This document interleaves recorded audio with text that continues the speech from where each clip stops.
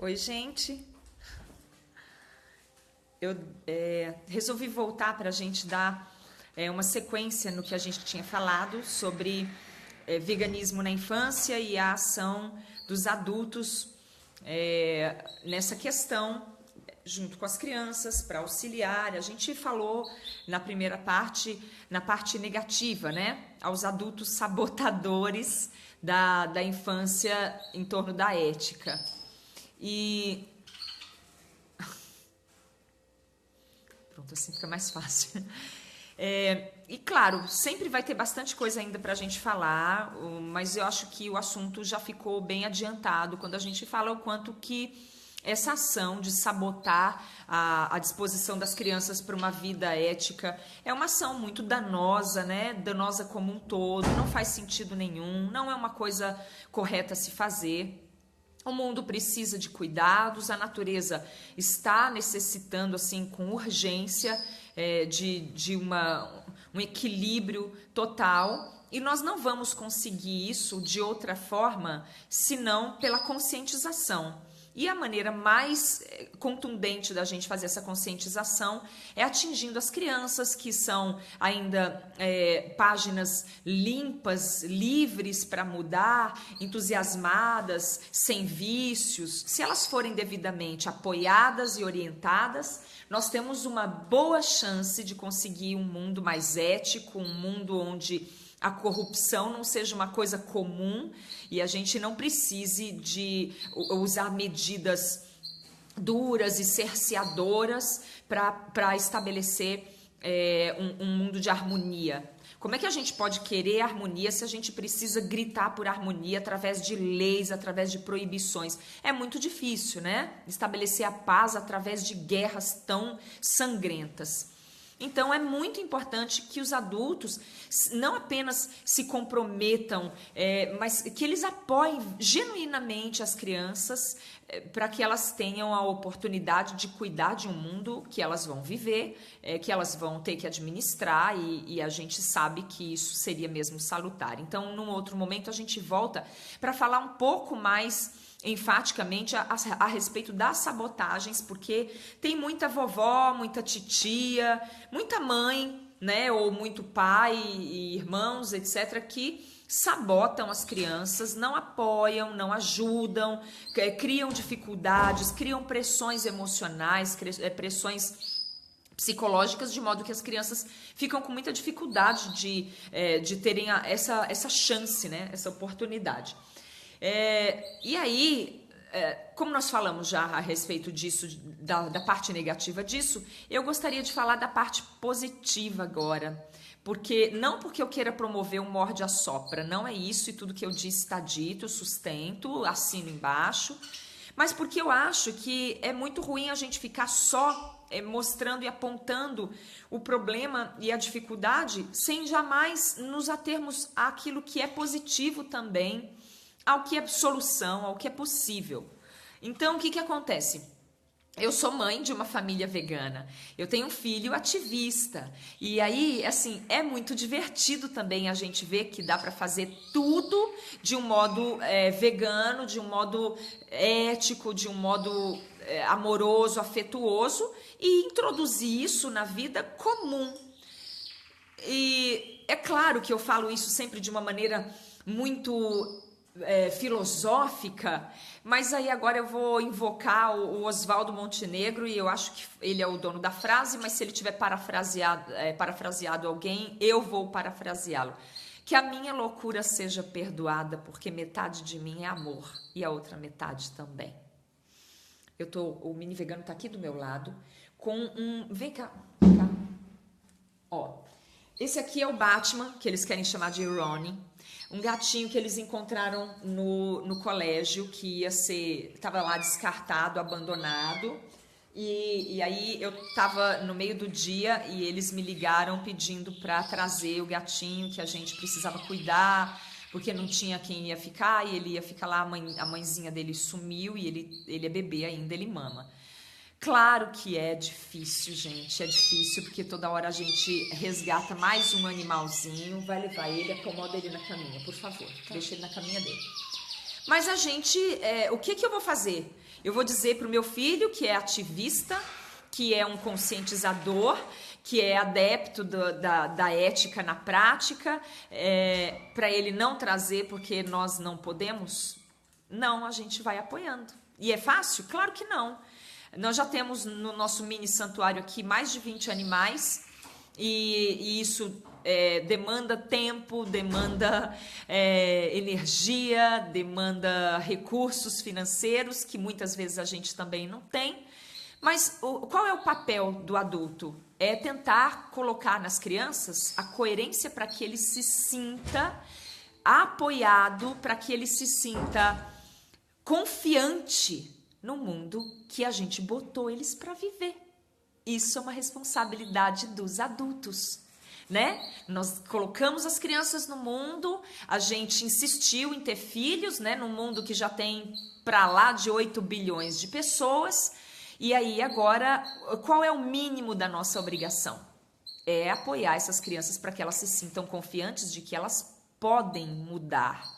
Um mundo onde lá na Espanha a tauromaquia sacrifica animais num espetáculo grotesco de tortura e o touro rúbilo morreu queimado vivo.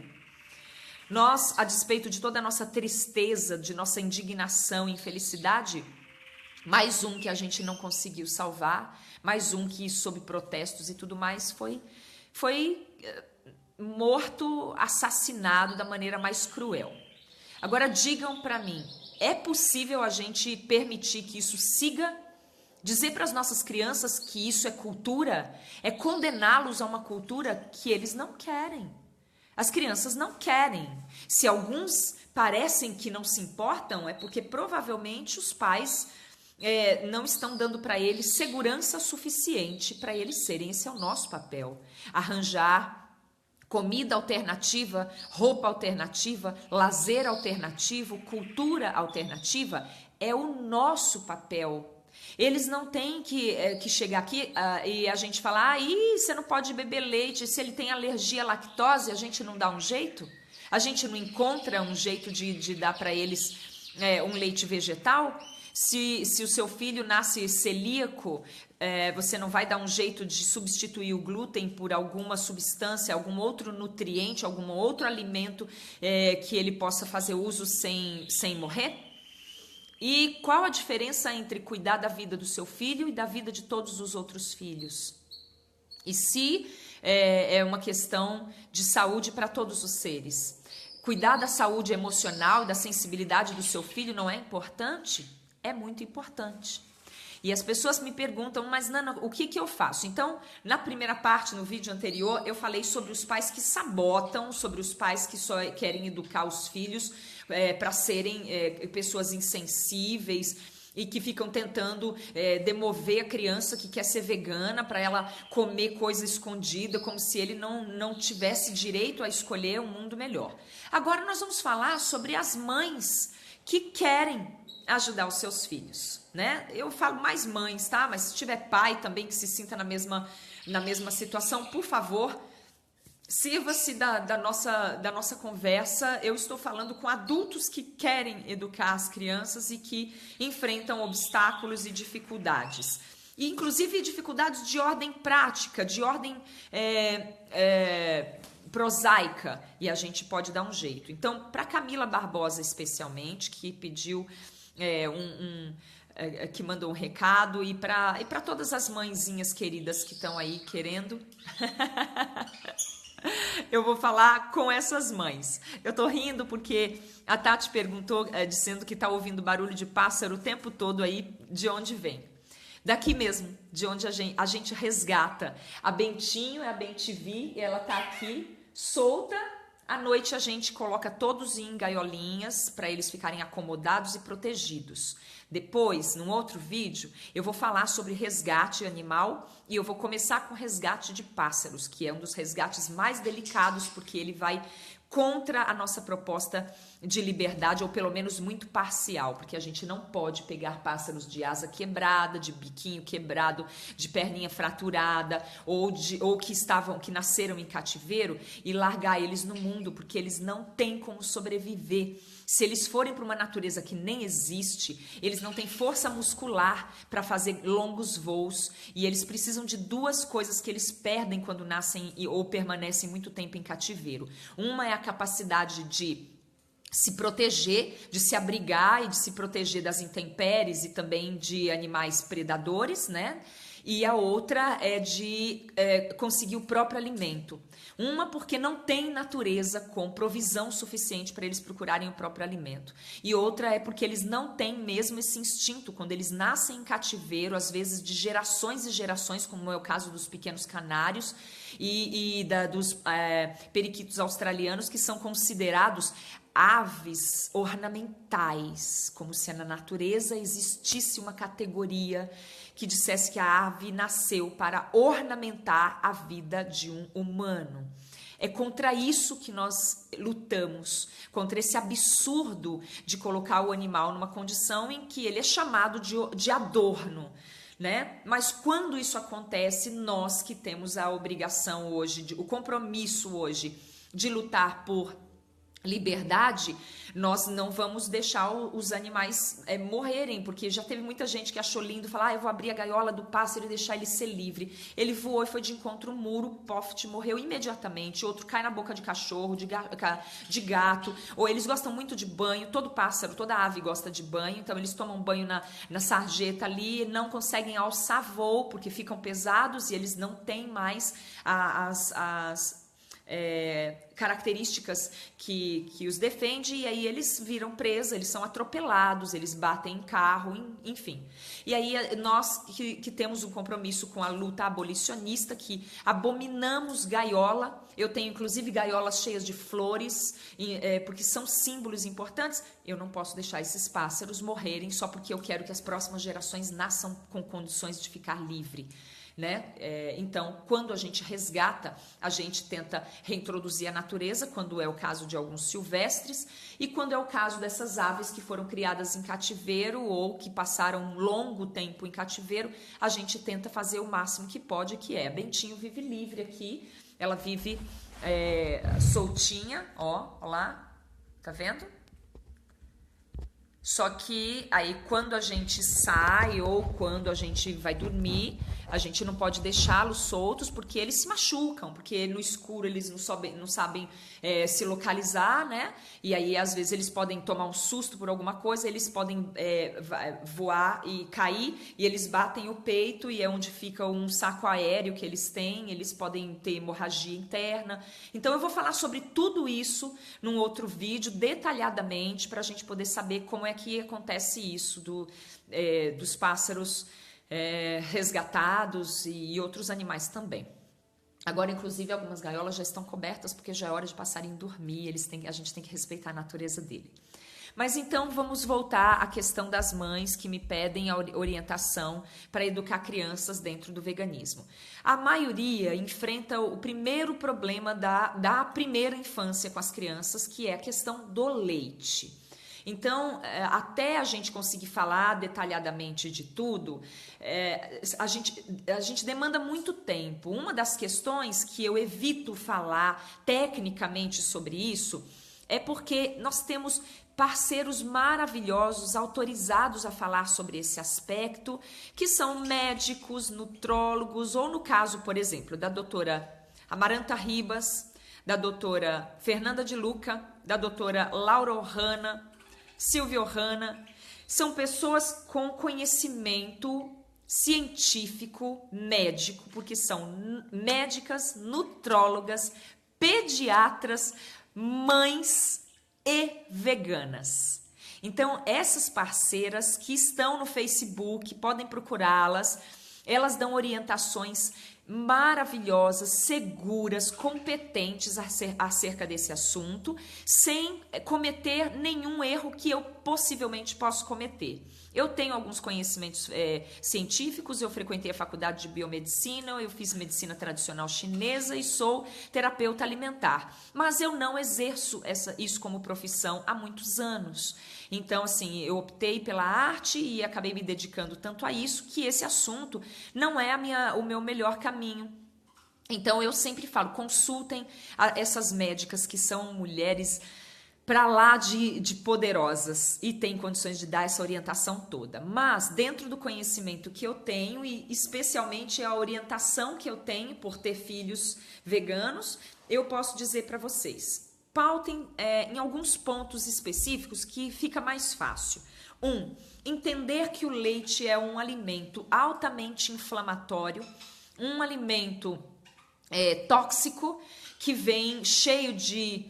Primeiro tem as células somáticas, que é o pus do útero da vaca, que passa por um processo de tortura muito grande para ser ordenhada, e não tem essa de vaquinha feliz, porque vaquinha feliz não é uma coisa sustentável, então as vacas só dão leite quando elas estão prenhes, quando elas estão paridas, né, logo após o parto.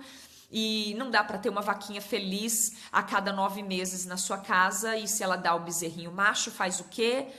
Não existe isso. A vaquinha feliz é um sonho do passado distante, provavelmente muito mais pautado em contos de fada do que em qualquer realidade vigente. Não tem como ter 8 bilhões de pessoas no mundo querendo beber leite, comer queijo, requeijão e fazer iogurte de vaquinha feliz. Isso não é sustentável.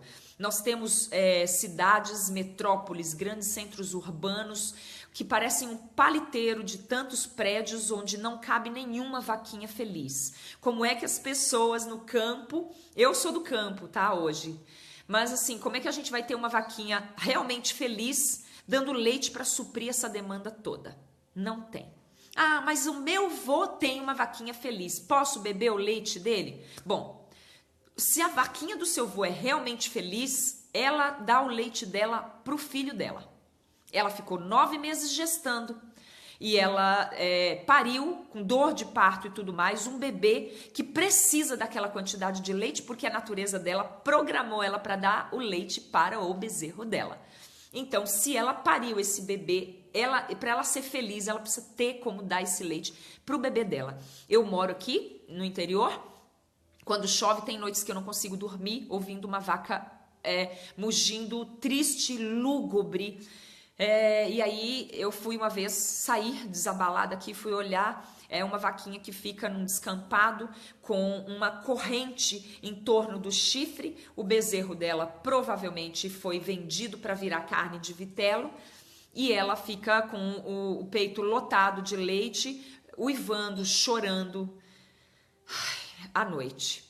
E essa pessoa provavelmente vai falar para as pessoas que ela tem uma vaquinha feliz. E essa pessoa que vai comprar o leite dessa vaquinha feliz, ela vai sair por aí dizendo que isso é possível. Mas eu sei que não é, porque eu vivo isso. Então, mãe, já pense por aí. O leite vem de um sofrimento atroz, ele é tóxico, e quando ele é dessa vaquinha feliz, ele vem cheio de células somáticas, que é pus do peito da vaca, junto com o sofrimento da vaca. Quando ele é da caixinha, ele vem adulterado, ele vem lotado de água oxigenada, de ácido não sei das quantas. Eu nem vou falar o nome dos negócios, porque é coisa para dar terror em qualquer um. E a criança vai tomar um leite que não é feito para ela. Tem muita literatura maravilhosa para te orientar. Estou falando com todas as mãezinhas queridas que se preocupam genuinamente com seus filhos. Nós também nos preocupamos, nós sabemos como que é. Então, eu estou falando com elas. Leiam um livro da doutora Sônia Felipe, se possível, que se chama Galactolatria. Ali fala com detalhes todas as coisas que implicam na extração do leite. Mas aí como que eu faço para tirar? É claro que você vai enfrentar muito mais dificuldades em torno das relações ao redor, né? Do pai, do tio, da avó, da vizinha, daquela amiga chata que chega na sua casa dizendo que seu filho vai ficar doente, do que realmente como alternativa, porque alternativa tem bastante. Nós temos os leites de aveia, nós temos leite de amêndoa, eu sei que é caro, eu também não compro o tempo todo, mas a gente pode encontrar um equilíbrio de forças, porque às vezes a gente deixa de comprar aquele mobile lindo para colocar no berço, girando e projetando um monte de estrelinha, e compra a amêndoa para fazer o leitinho para a criança. Mas nessa questão sobre a alimentação e a nutrição, eu passo essa bola para os parceiros que são nutrólogos, nutricionistas e pediatras veganos de preferência, porque assim não vou falar bobagens para vocês e não vão deixar vocês mais atordoadas e perdidas. Muitos médicos são vendidos para o mercado farmacêutico, eles ganham lá, sabe aquele carinha que entra com uma maletinha no consultório? Então ele chega lá e fala, olha, se você vender tantos desse remédio aqui, que é um remédio maravilhoso, no final do ano você ganha um relógio, você ganha um congresso, você vai viajar para Nova York, com tudo pago, porque isso é a promoção da indústria farmacêutica para você. Então, não confie em médicos que dizem para você que o seu filho não pode viver sem leite. É mentira isso, é mentira, tá? Se tiver algum médico que queira debater comigo, eu chamo as parceiras que são médicas, nutrólogas, veganas e orientadoras, a doutora Fernanda de Luca, que é orientadora, inclusive, da Fernandinha do vôlei, que é vegana, eu chamo as autoridades, entendeu? Não tenho nenhum constrangimento em pedir ajuda para os universitários, para não dizer bobagem, porque se tiver alguém para debater arte, filosofia comigo, tamo aí. Mas se for para debater ciência, eu vou chamar quem de direito, né?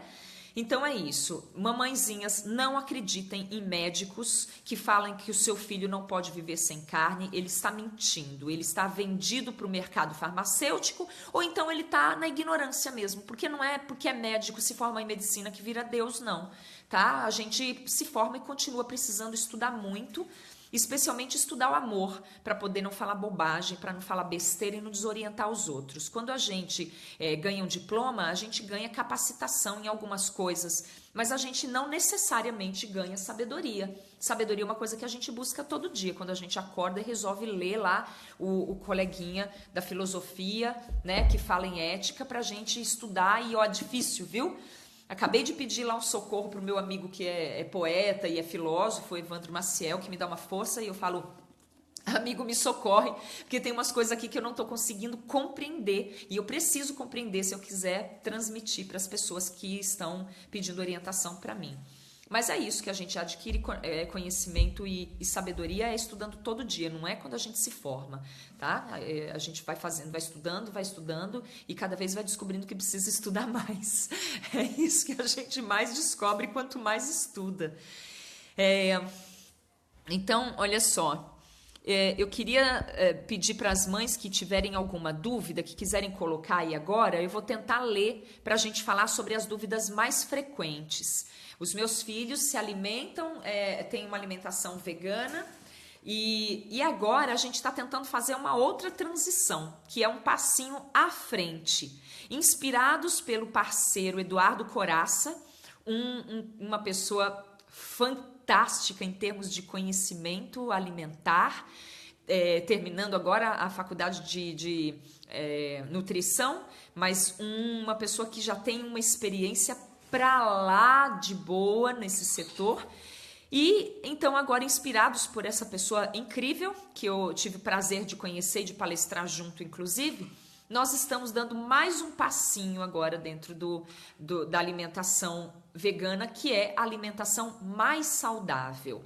Então, a gente tá buscando uma alimentação agora mais crudívora e mais frugívora, porque as frutas e vegetais são, segundo eu aprendi, tive a felicidade de aprender, os alimentos mais perfeitos e adequados para a nossa constituição primordial. Nós fomos feitos para comer frutas.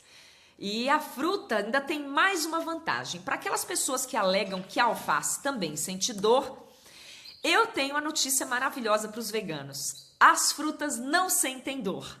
Ainda que a alface realmente sinta dor, a fruta não. A fruta foi feita para ser comida, porque é o jeito da gente colocar a semente para nascer de novo. Esse é o apelo da natureza. Então, nem esse problema a gente tem. Outra coisa, ser frugívoro na rua é muito prático. Em qualquer esquina tem um fruteiro, com frutas às vezes já picadas. Em qualquer supermercado, de qualquer lugar, tem frutas. Fruta da estação é mais barata, mais nutritiva e com a condição de maturidade, de maturação perfeita, de modo que a gente tem uma assimilação melhor. As frutas têm uma digestão muito boa. A nossa capacidade de assimilação da fruta é perfeita, porque nós fomos programados para comer frutas. Então, cada animal nasce com características muito próprias daquilo para o qual vai se alimentar.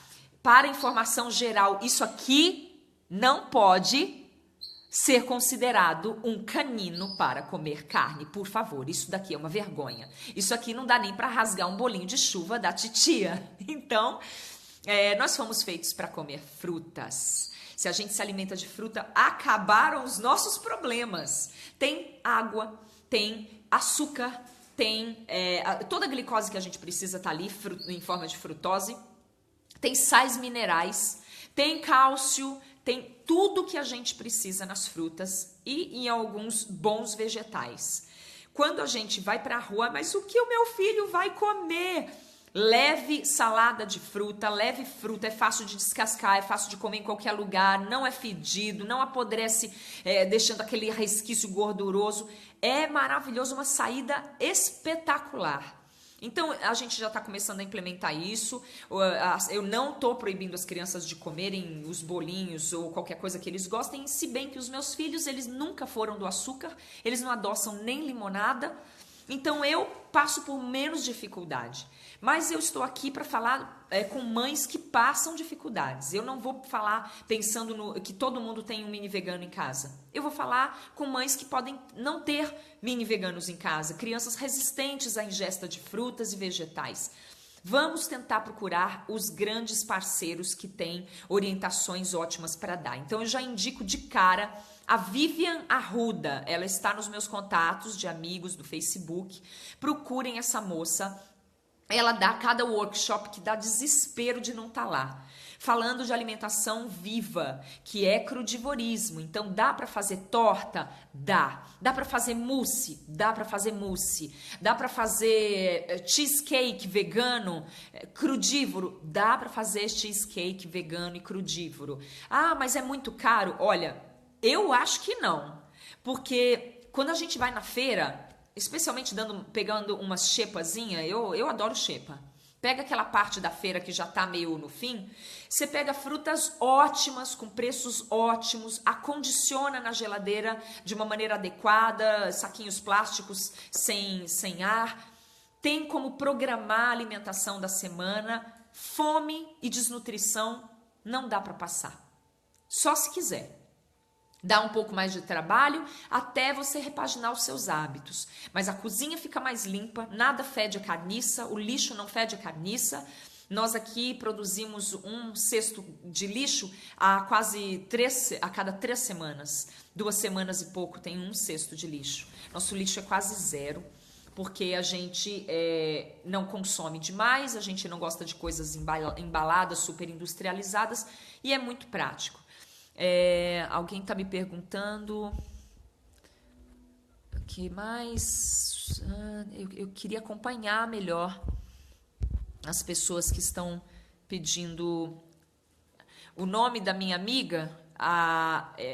Se for a Vivian Arruda. Vivian Arruda é uma moça incrível que dá uns workshops de comida viva, alimentação viva, super prático. Então, todo mundo fica assim, mas eu vou comer o quê? E na rua eu não tenho o que comer. Eu comecei brincando assim. Já que eu tô na rua e às vezes fica difícil de levar marmita e tudo mais, então o que eu faço?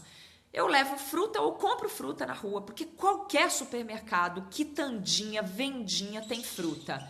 Então, você passa o dia inteiro comendo fruta, no final do dia você fala, nossa, eu tô leve, eu não tô me sentindo intoxicada, eu também não tô com fome, eu tô hidratada, e eu não gastei o mundo e o fundo, né? Você come melancia, abacaxi, pêssego, jabuticaba, tudo isso na rua e é muito legal. Eu gosto de fazer aquele macarrão de abobrinha, então tem uns espiralizadores que se compra por aí, tô louca para comprar um, até agora vai no ralo mesmo e fica compridinho como um fio de macarrão. Não tem glúten, então para quem tem problema com glúten não tem problema, não engorda, também não deixa a pessoa emagrecer, porque é nutriente suficiente. Então não engorda, não emagrece, refresca no calor e aquece no frio. Gente, vamos aproveitar. Ah, mas eu sinto fome, eu queria um pouco mais. Bom, para quem não tem essa pegada de querer ser crudívoro, pão para acompanhar. Pãozinho, tem vários tipos de pães que não levam que não leva ovo nem leite e que dá para comer com as saladas que você levar num potinho ali, coloca azeitona picada, abobrinha ralada, cenoura ralada, beterraba ralada, um limãozinho espremido, pode levar o limão no papel alumínio e espreme na hora para não oxidar. Bom, isso daí já é uma comidinha deliciosa, não dá para passar fome na rua desse jeito e as crianças costumam gostar. Com pãozinho, crocantezinho, leva, sei lá, torrada, que é uma coisa também super legal, tem algumas torradas veganas que a gente pode comer, então dá pra gente se virar super bem com isso. Que legal que tem gente compartilhando os vídeos, eu fico tão feliz quando isso acontece, porque eu fico pensando em quantas pessoas podem entrar em contato com essas informações, com essa conversa tão simples que a gente faz aqui, para desmistificar essa coisa de que a vida é difícil. Não é nada difícil, sabe? Não é nada difícil quando a gente tem amor, quando a gente realmente tem disposição para fazer um mundo melhor. Não faz sentido nenhum. Se tem que ser... A Manuel está perguntando se tem que ser fruta orgânica. Olha, sabe o que eu fiz? Assim, é uma experiência minha. Primeiro, eu tirei tudo que era de sofrimento. Eu corri, com isso eu corri. Não teve tempo para ficar pensando se eu quero muito tempo. Não, foi assim. É sangue, eu não quero. É dor, eu não quero. É falta de respeito, eu não quero. É falta de sensibilidade, eu não quero. É preguiça, vagabundagem minha, moleza, eu não quero. Cortei tudo. Depois, aí a gente começa a fazer delicada e calmamente uma transição para tudo que é mais possível. A gente sabe que agrotóxico é um horror, né? É veneno, é igual hormônio na carne, é igual hormônio no frango, no ovo, no leite. Não presta, não adianta a gente fazer apologia ao cultivo de vegetais sem falar o quanto existe esse problema também. Mas então, depois que a gente tira a carne, que é uma emergência, a carne, o leite, o ovo e todas as coisas de origem de sofrimento, a gente consegue olhar o que é mais viável, o que tem menos veneno. Tem listas hoje na internet, o que tem mais, o que a gente corre mais riscos. Então, eu tive muitas, assim, oportunidades muito boas. Como, por exemplo, eu moro num espaço que eu tenho como cultivar a horta. Mas eu já morei num apartamentinho piccolo mesmo, pequenininho.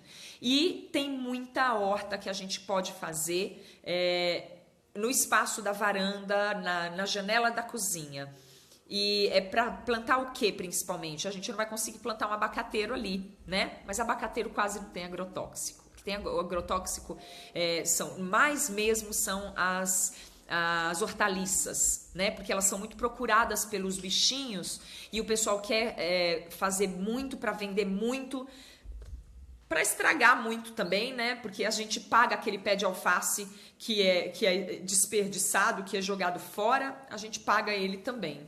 Então, para poder fazer isso, eles tacam agrotóxico para não ter joaninha, não ter comidinho de besourinho, nem nada. Aí aproveita, já acaba com todos os insetos polinizadores também. e aí a terra fica um lugar desgraçado. Então, a infeliz da Monsanto, aquela empresa dos quinto dos infernos, acaba com o solo inteirinho, tacando toneladas de veneno no mundo. Então, a gente tenta plantar nas nossas hortinhas aqueles que mais são atacados por insetos e que, portanto, têm mais agrotóxicos, que é o cheiro verde, que a gente usa muito, cebolinha, salsinha, coentro, as ervas aromáticas, né, manjericão, que mais? Tomate. Tomate é a derrota do agrotóxico. Quem entra numa estufa de tomateiros sai de lá direto para o hospital. Não tem como entrar. Eles ficam... Porque as Maria Fedida, sabe aquele bichinho que parece um percevejo? Acho que é um percevejo.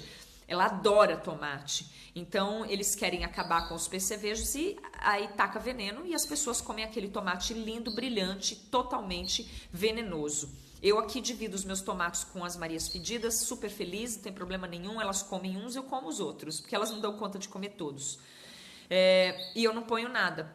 Então, tem uma horta, uma hora eu vou fazer um tutorial para vocês, que é assim, você pega uma garrafa PET, corta aquela parte que tem a saída, né, o bocal, encaixa no fundo dela, corta o fundo, encaixa, pelo bocal você planta um pé de tomate, ela fica de ponta cabeça, e o tomate que já é mesmo uma trepadeira, ele nasce todo doidinho, que nem mato, ele dá 3 cargas de tomate, 3, então eu planto quando tá crescendo eu planto outra, com 4 garrafas você tem tomate o tempo todo.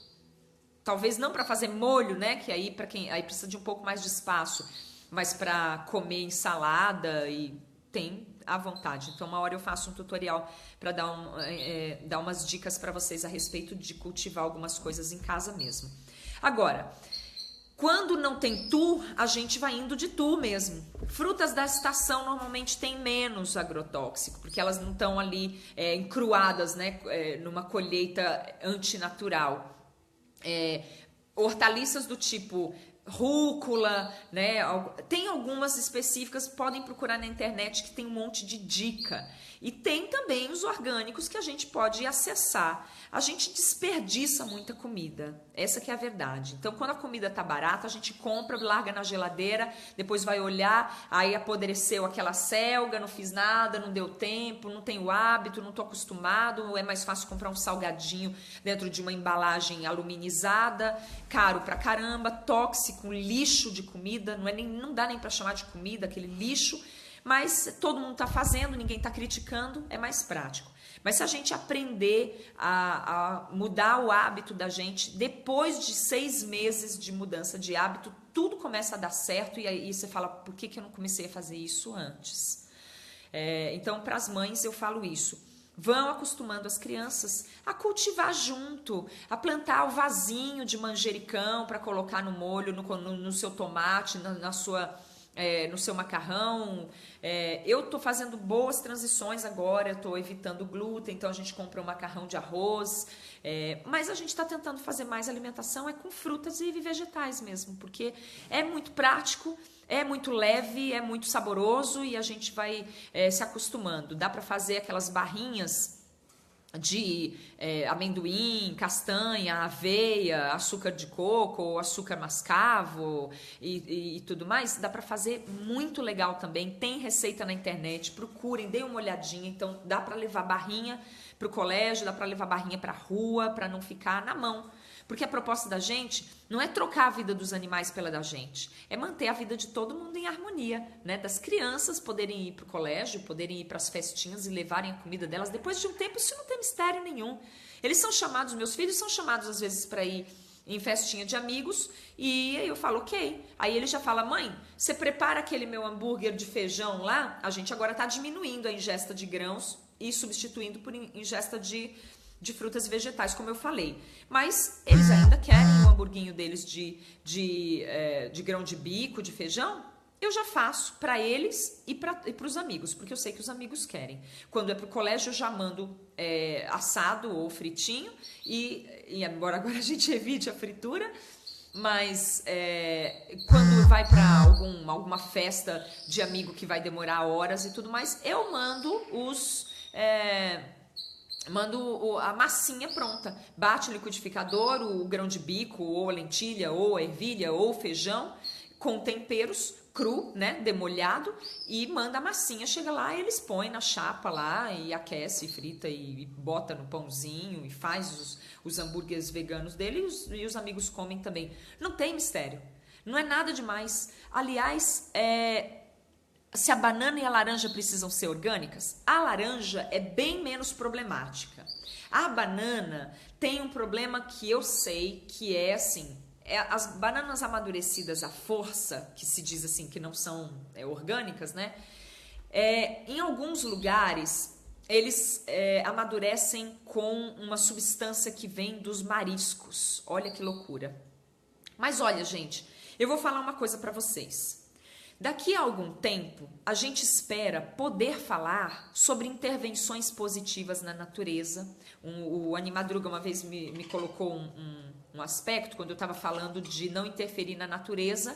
Quando a gente parar de destruir os animais, a gente pode deixar a natureza agir naturalmente. E ele fez uma observação falando que na natureza ainda existe crueldade que a gente poderia evitar. Com a nossa intervenção, ter um compromisso de transformar o mundo num paraíso. Mas, embora eu concorde com isso, de verdade, eu só acho que a gente está no olho do inferno. E falar de paraíso quando a gente está no olho do inferno parece um absoluto delírio. Hoje, com a ignorância transformada em algo tão comum e corriqueiro, se eu falar que daqui a algum tempo a gente vai poder cuidar da natureza e evitar a crueldade que acontece natural no meio das selvas, das florestas e tal, vão falar assim, não, essa mulher, ela cheirou meia velha, não é possível. Então, eu deixo esse assunto numa caixinha bem aveludada, guardada em algum lugar. Porque daqui a algum tempo, se as coisas forem assim, a gente tirar essa emergência, que é tirar a loucura da ignorância, da grosseria, da maldade, da crueldade de um mundo onde se mata touro queimado vivo, eu vou me sentir muito à vontade para falar de todas as outras possibilidades. Mas nesse momento, infelizmente, nem dá, sabe? Talvez a gente consiga discutir isso entre a cúpula das pessoas que já estão dispostas a despertar, né? Eu coloco dispostas porque a gente não está desperto ainda, não tem como despertar sozinho. Mas a gente tem uma disposição para mudar isso. Então, às vezes, a gente se reúne, né, entre os amigos que já fizeram a conexão, já fazem isso por prazer e não por sacrifício, quando ser vegano já não é problema. A gente pode conversar a respeito disso. Mas, de um modo geral, falando para a galera, eu ainda prefiro correr atrás de tentar fazer as pessoas entenderem que elas não têm direito de matar um touro queimado vivo, que elas não têm direito de transformar em cultura uma tortura que trucida animais, bilhões de animais, que elas não têm direito e nem necessidade de sobreviver comendo pedaços dos cadáveres de quem deveria ser amigo. E aí o Emanuel me pergunta sobre os produtos de ordem de cultura orgânica, né? Porque senão a gente também vai ficar lotado de veneno. E eu digo assim, a gente tem um tempo para procurar a adaptação disso. Até porque, Manuel, a gente come muito mais do que a gente precisaria. Quando eu fiz medicina tradicional chinesa no hospital lá no Ipiranga, eu aprendi coisas que eu nem imaginava que eu ia aprender. O meu mestre falava assim, a gente come 4 vezes mais do que o que a gente precisa para viver e estar nutrido. Não é necessário esse tanto de comida que a gente come. Porque a gente come por ansiedade, a gente come por tristeza, a gente come de depressão, a gente come para compensar uma série de questões emocionais que a gente não devia ter. Então, o estado de saúde, ele não leva em consideração só a comida. Isso é um apelo comercial. Vá no supermercado e vá olhar o tanto de coisa que as pessoas compram sem necessidade. Do tanto que elas compram, o quanto elas desperdiçam, o quanto vai para o lixo. O quanto apodrece, o quanto elas comem até ficarem com problemas de sobrepeso, de obesidade, às vezes de obesidade mórbida. A Bentinho está tacando uma palha na tela do computador. Muito bem, Bentinho. E então,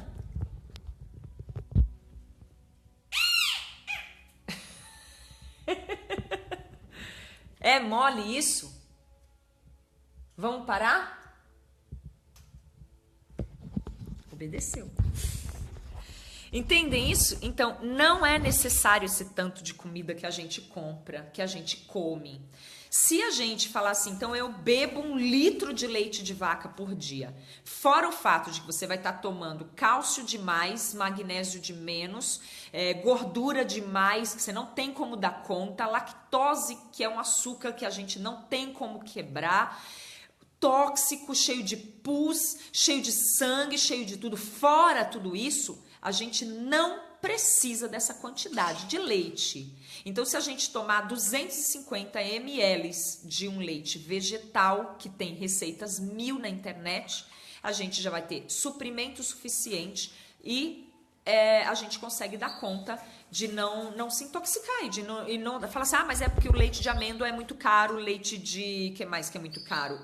Eu não sei, a gente faz muito pouco leite vegetal aqui, porque a gente faz mesmo o de aveia e de coco, né? Eu uso muito leite de coco para tudo. Eu adoro leite de coco. Você bate o coco, esse coco seco que a gente compra bolinha aí, tira a água dele, faz o furinho lá, tira a água, depois põe ele dentro de uma sacola, bate a sacola no chão, quebra o coco, tira aquela polpa, bate no liquidificador com água morna, porque daí você consegue extrair bem melhor a polpa, o leite dele. E aí eu bato também a aveia. Aí eu bato a aveia e faço um leite de aveia com coco. É suficiente para tudo que a gente quis fazer até hoje. Tudo. Até coisa que não precisava fazer a gente fez com leite de coco. E esse é muito mais barato e alimenta e tá ótimo. Cálcio, de onde você tira? Todas as folhas verdes têm cálcio suficiente, absorvível, biodisponível, suficiente para a gente ficar de boa. Ah, Emanuel perguntando, cadê o cálcio? Eu tô falando do cálcio agora. É porque acho que tem um delay entre o meu vídeo e a participação de vocês, tá? Demora um pouquinho para chegar. Então, amora tem cálcio, tem um monte de fruta com cálcio, um monte de folha com cálcio, couve tem cálcio, rúcula tem cálcio, a folha da amora tem cálcio e às vezes a gente faz uns embrulhadinhos de arroz, né, de grãos com a folha de amora, que fica uma delícia. Tem cálcio pra caramba. Mas criança não vai comer folha de amora, né? Não, mas a gente sempre vai ter um jeitinho de procurar as doutoras Amaranta Ribas, Fernanda de Luca, Laura Ohana e perguntar para elas, e aí, eu faço o quê? Eduardo Coraça, podem procurar, ele tem um canal esplêndido que chama Saúde Frugal e tem página também no Facebook e ele dá orientações muito legais para falar de alimentação. E aí, vamos adaptando, vamos dar uma força para as crianças, né? Nada de sabotar as crianças, eu acho que isso é importante. Diego, eu vou só falar pro Diego dar um recado para os pais e para os adultos em geral que não respeitam as crianças, que têm direito de fazer pedidos, né? As pessoas olham para a criança e é sempre assim, achando que recado de criança não se leva a sério, ou então se leva a sério só quando convém. Eu vou deixar você falar o que você acha sobre o apoio da importância do apoio dos adultos em geral, pais, tias, avós, porque tem umas avós sabotadoras, tem umas tias sabotadoras do potencial das crianças, e tem os professores. Fala alguma coisa para as pessoas terem uma interlocução aí.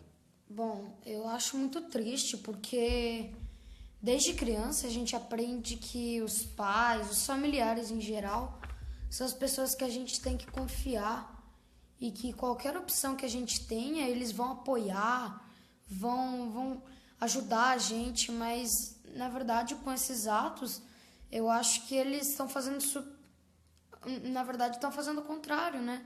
Eles estão mentindo pra gente, eles estão mostrando coisas pra gente, eles estão desmotivando a gente. Eu acho que, como eles têm o papel de nos motivar, de nos apoiar, eles deviam parar de fazer isso e tentar nos ajudar de verdade, como procurar receitas ou ajudar na luta. Eu fico muito triste de saber isso, porque eu acho que todo mundo tem o seu direito de escolher pelo bem. E quando os familiares fazem isso, eles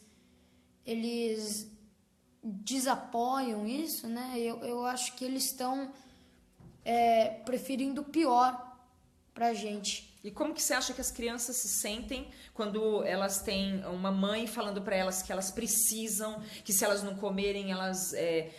assim, deixando a criança se sentindo amedrontada. Confusa. Eu acho que ela fica confusa e com medo, porque o pai primeiro fala de você vê um negócio e acredita naquilo, e no começo seu pai diz, beleza, vamos em frente e tal, mas depois ele esqueci a palavra. Desmotiva? Isso, desmotiva, e eu acho que isso não é o papel deles, E de professor, pode falar também, porque o Diego tem ele tem essa experiência de ter um professor. Fala você. Aí eu fico, infelizmente, assim, eu fico bravo com ele, eu fico nervoso. eu tento ser o mais calmo possível, respeitoso, sempre respeitando ele, mas eu não aguento mais. Eu fico muito triste porque ele é um professor e ele devia nos ensinar bastante coisa, mas infelizmente ele só faz a gente desaprender. A gente não aprende nada, a gente só desaprende o que a gente aprendeu com outros, né? Que é o amor com outros, é a relação de compaixão. E os professores que não fazem isso, eu acho que eles estão fazendo um desfavor à educação. Eles não estão ensinando a gente. E me fala uma coisa. Fala um pouco também dessa coisa de falar para as crianças que é cultura, dizer para o mundo que é cultura. Queimaram o touro rúbilo, né? Queimaram vivo na Espanha. Aí tem a cultura da vaquejada, aí tem a cultura do rodeio, aí tem a cultura do touro das touradas. E aí vão falando para as crianças que isso é legal. E aí leva a criança no aquário, lá com milhões de bichos, milhares centenas de animais aprisionados. E aí leva a criança no zoológico, e aí leva para ir brincar com o golfinho aprisionado. Fala um pouco sobre isso. O que você acha que as crianças pensam, assim, como elas são levadas inocentes para esses lugares? Não, elas não sabem o que estão fazendo, elas, na verdade, gambiarra. Eu acho, tipo, elas vão super inocentes, achando que é certo, já que o pai dela tá fazendo, ela confia no pai, então, beleza, vamos junto, né? Mas, na verdade, ele tá fazendo um desfavor, eu acho que ele tá desmotivando a criança que quer gostar dos animais, ela aprende a gostar dos animais de um jeito errado. É por isso que eu fico com raiva, por exemplo, do meu professor. Não é culpa dele, assim, que ele é assim. O problema foi que os pais dele ensinaram assim, cultura é o que a gente cultiva. Então, se você cultiva algo assim, você vai cultivar para os seus familiares, para os seus filhos, netos. Então, eu acho que, por exemplo, no caso do meu professor, ele não sabia quando era pequeno ou quando era adolescente o que fazia. E achou engraçado porque os pais dele motivaram, legal, e continuou assim. Então, ele é o que ele é hoje porque os pais motivaram, ele achou que era certo, ele confiava nele e pronto. Então, desde pequeno, você tem que criar uma relação de compaixão. Eu acho que as crianças, elas ficam muito confusas quando elas sabem o que acontece, mas os pais vão em outro lugar e ficam muito tristes ao saber que os pais vão pelo caminho errado. E também ficam muito iludidas, porque elas acabam indo também junto com os pais no mesmo caminho. Então, eu acho que...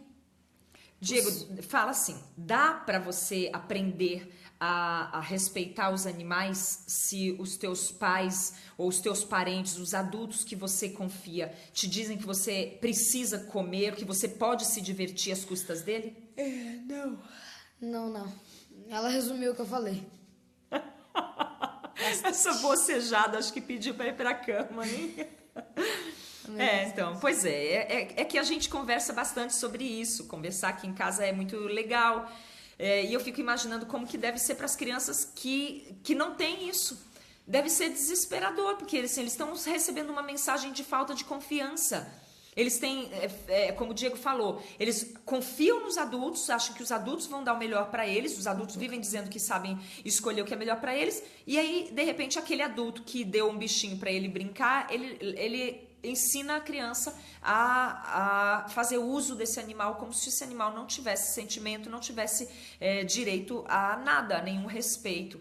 E eu acho isso muito triste, muito lamentável. Então eu acho que para a gente conseguir educar as crianças, porque o veganismo não é uma alimentação, não é um cardápio, né? O vegetarianismo, vegetarianismo não, o proto-vegetarianismo seria alguma coisa ligada à saúde, mas quando a gente é vegano, a gente tem cuidado até de não sentar num lugar coberto de pele de animal. Eu faço isso quando eu vou para o sul e olha, eu achei muito legal porque eu fui muito respeitada lá. Eu falei pro garçom, olha, eu sou vegana e eu não consumo nada de animal. Eu não quero sentar nessa cadeira com uma pele de animal. Aí ele pediu desculpas e ele falou, eu vou tirar para você. E ele foi lá e tirou. Então, assim, isso vai mudar a condição daquele animal que já morreu e aquela pele tá lá? Não. Mas isso é um código para o mundo entender, aos poucos que seja, que a gente tem obrigação de olhar para isso e, no futuro muito próximo, mudar isso. Então, Diego, pode ir dormir se você estiver com sono. Você quer falar mais alguma coisa para as pessoas? Eu só queria falar que vocês têm que... O mundo, um dia... vai ser vegano, sim, eu não tenho dúvidas disso, mas temos um caminho longo em frente, mas não é porque o caminho ainda é longo que a gente não tem que fazer nada.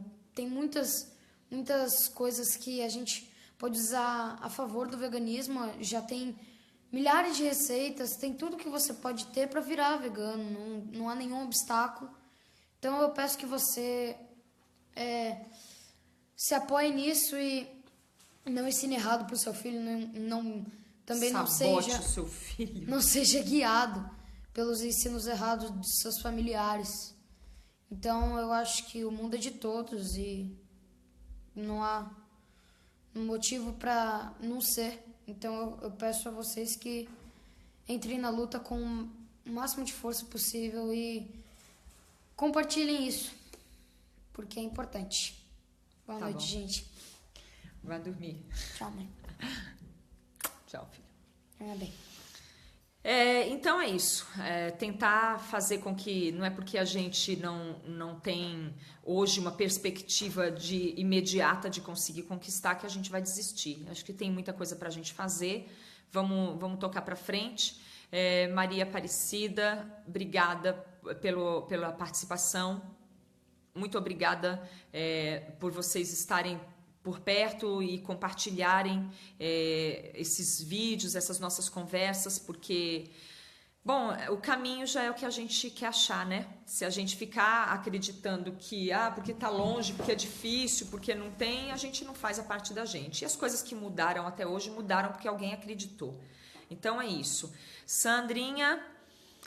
que bonitinho, Ariel, que lindo. Ariel é um mini vegano inspirado pelo Diego, meu mini vegano aqui. Na verdade, o mini vegano é nosso, eu falo sempre isso, né? O Diego é meu filho, mas o mini vegano é nosso. E o Ariel é uma criança que também despertou com essa vontade de se manter dentro da causa, acreditando por amor aos animais. Então, eu achei lindo, porque não foi assim, porque eu quero ser bonito, porque eu quero ficar na moda, porque eu também quero ser famoso, não é nada disso. Ele realmente manifestou essa vontade porque disse que ama os animais e que quer ter respeito aos animais. Eu tenho muita fé nisso, porque foi assim que eu também comecei. Eu sou de uma família que ninguém parou de comer carne lá e eles pararam de falar comigo, mas parar de comer carne não pararam não tem problema também, mas eu era menina e eu queria os animais, eu não queria comer. Eu corria e me lembro até hoje que, além de detestar a carne como um todo, eu tinha verdadeira ojeriza pelas vísceras, né? Eu achava aquilo assim uma coisa, oh, meu Deus, até hoje eu dou uma resposta quando a pergunta vem muito rápida, eu dou uma resposta básica porque eu me lembro do que eu sentia. Eu sentia que, para mim, carne não era uma coisa de comer, não era comestível. Era tão não comestível quanto o capacho da porta. E aí, às vezes, eu tô um dia eu estava numa festa de criança e as crianças chegaram perto de mim e falaram assim: tia, é verdade que você não come carne? Eu disse: é. Aí ela falou assim: mas por quê? Eu falei: porque carne não é de comer. Tipo cocô. Cocô não é de comer. Aí ela olhou assim, assustada, e falou assim: mas as pessoas comem carne. Eu falei: mas e se elas comerem cocô, você também vai comer? Não é de comer. Carne é um bicho morto. E era assim que eu sentia quando eu era menininha. E eu me lembro do meu pai correndo atrás de mim com uma colherada de alguma coisa. Ai, tinha um negócio que chamava bucho. Ai, meu Deus, aquilo não é comida, gente, não é possível. E aí ele corria atrás de mim com aquilo e eu me trancava dentro do guarda-roupa com uma bola de algodão, com um desodorante ordinário que minha mãe tinha lá, que eu nem sei o que era mais fedido, mas eu acho que o desodorante era melhor. E eu punha aquilo no nariz, porque para mim aquilo tinha um cheiro abominável. Então, assim, já era da minha natureza. Mesmo que os meus pais tivessem tentado me sabotar, e tentaram, porque eles diziam que eu era magrela demais porque eu não queria comer, que eu ia ficar doente, tudo que eu tinha porque eu não queria comer carne. Não tem problema, não tem problema. Eu ia ser a pessoa que eu sou. E eu tenho fé nessas crianças como o Ariel, por exemplo, que manifestaram isso. Se ele receber apoio, isso vai ser mais forte e mais rápido. Mas se ele não receber, ele vai fazer do mesmo jeito, porque quando a gente nasce pro amor, a gente nasce pro amor. É que nem um ferro em brasa, sabe? Não tem como sair de jeito nenhum, nunca mais. E é isso que eu peço, que se as pessoas puderem compartilhar essas nossas conversas para que mais pessoas tenham acesso a esse ponto, essa luzinha que nasce na cabeça da gente, que é uma clareza de se manter firme mesmo na contramão. Eu super agradeço, porque eu acho que isso vai ajudar muito a gente. E então, estamos junto. O que vocês precisarem de mim, se quiserem tirar alguma dúvida, manda para o e-mail veganaeamãe@gmail.com. Vegana é a mãe, tudo junto, sem acento.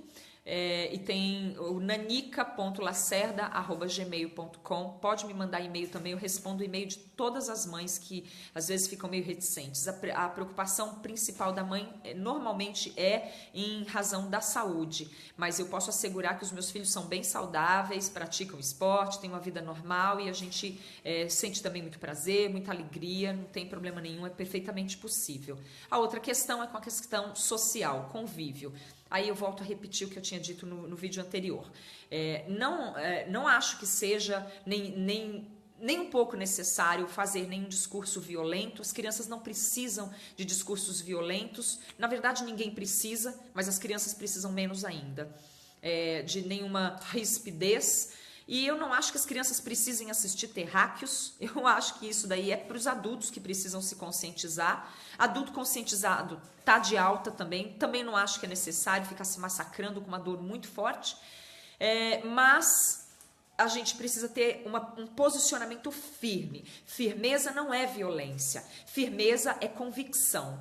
Então é aquela coisa assim, o meu filho não consegue socializar porque ele vai no clube e os amiguinhos todos comem carne, como é que ele vai ficar sem amigos? Então, mas e se os amiguinhos dele forem todos uns drogados? A senhora vai querer que o seu filho use um pouco de droga para ser amigo dos amiguinhos? E se os amigos do seu filho forem todos um bando de ladrões? A senhora vai querer que o seu filho saia, faça uns assaltos para poder ser aceito na turma? Se os caras forem todos uns pedófilos, se eles tiverem desejos distorcidos, isso vale para as meninas também, tá, gente? Independente de gênero. Se os amigos dos seus filhos forem gangues, assaltantes, criminosos de todo tipo, drogados, corruptos, ladrões, estupradores, você vai querer que o seu filho também faça um pouco disso para ser aceito na mesa? Eu tenho certeza que não. né? Então, se a gente não quer que o filho da gente seja aceito sem escrúpulo, quem tem que mudar são os amiguinhos dele. Não é o fato de que a maioria dos amiguinhos dele comem carne, significa que ele não tenha força. O seu filho está certo. Então, dê apoio para o seu filho. Ajude o seu filho, porque esse é o nosso alcance. Nós podemos alcançar o nosso filho. O filho dos outros, a gente tem mais dificuldade. Mesmo fazendo tudo que a gente pode, ainda é mais difícil. É mais fácil conscientizar o da gente. E se o seu filho tem dificuldade de frequentar festas porque não tem a comida que ele come, mande comida para ele e para os amigos dele também, até que um dia convide os amigos dele para virem comer na sua casa, e você vai ver que tudo vai ficando mais simples e a convicção da gente cresce. Se precisar de mim, pode gritar, manda recado no inbox, manda WhatsApp, tem um monte de gente que tem meu WhatsApp, passa também, eu respondo todo mundo que eu puder. Se precisar de mim, eu estou à disposição. Eu não sou dona de nenhuma verdade, mas a minha experiência aponta para coisas que estão dando muito certo. Nós temos uma experiência de uma família inteira que pratica o veganismo, a luta abolicionista, a ética, estudos e arte, e está dando tudo certo. Não tem ninguém doente aqui, não tem ninguém, a gente não está sem amigo, a gente tem os amigos da gente, os que são realmente que querem estar perto da gente. A gente tem prazer, a gente tem alegria. Se quiserem compartilhar com a gente está aqui. E super obrigada por todo mundo que assistiu e que participou. Um beijão para todo mundo, meu e da galera toda, até da Bentinho. Beijo!